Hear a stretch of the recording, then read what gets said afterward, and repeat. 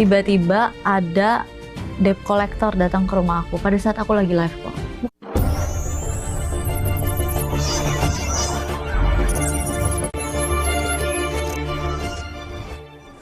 Pemirsa, polemik yang menyeret nama Ruben Onsu dan Sarwendah masih bergulir. Kali ini muncul klarifikasi mengenai isu pinjaman online yang sempat dikaitkan dengan nama Ruben. Di tengah ramainya perbincangan tersebut, rumah lama Sarwendah pun ikut menjadi sorotan warganet.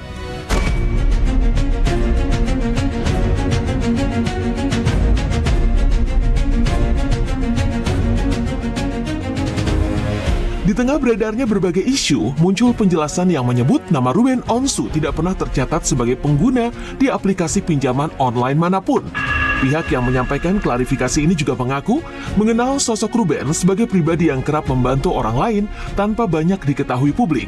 Di awalnya, tiba-tiba ada debt collector datang ke rumah aku pada saat aku lagi live kok. Bukan rumah. Rumah tidak pernah kirim debt collector ya? Bukan rumah mengirimkan surat lelang. Iya, berarti benar omongan dia. Soalnya kalau gue nggak salah tangkap, Bang Minola bilang kalau dari bank nggak pernah ngirim debt collector. Enggak, gitu kan? ini bukan debt collectornya itu dari mobil, tunggakan mobil, dari pinjol. Siapa yang pinjol? Atas nama siapa pinjolnya? Aku lihat aja gimana. Yang pasti bukan atas nama aku. Atas nama siapa?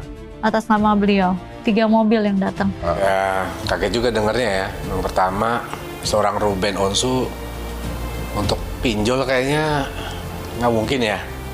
Karena pinjol itu kalau nggak salah ada batasan harganya, angkanya ya. Limitnya tuh pasti tertentu gitu.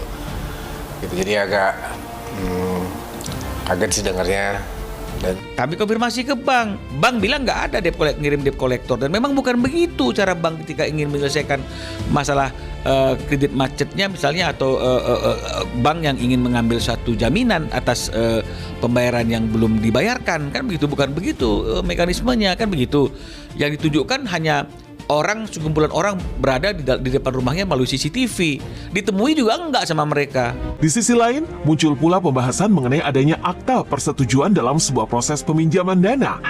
Dokumen tersebut disebut memuat persetujuan dari pihak suami dan istri sebagai bagian dari persyaratan administrasi.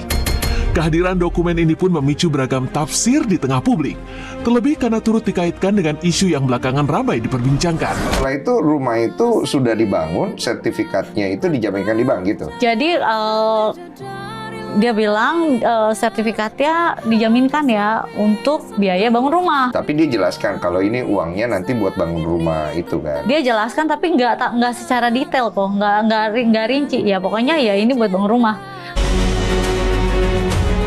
Pemirsa, tak hanya persoalan dokumen, rumah lama Sarwendah di kawasan Cengkareng juga kembali menjadi perbincangan. Banyak warganet membandingkan kondisi rumah tersebut dengan kediaman yang ditempati Sarwendah saat ini.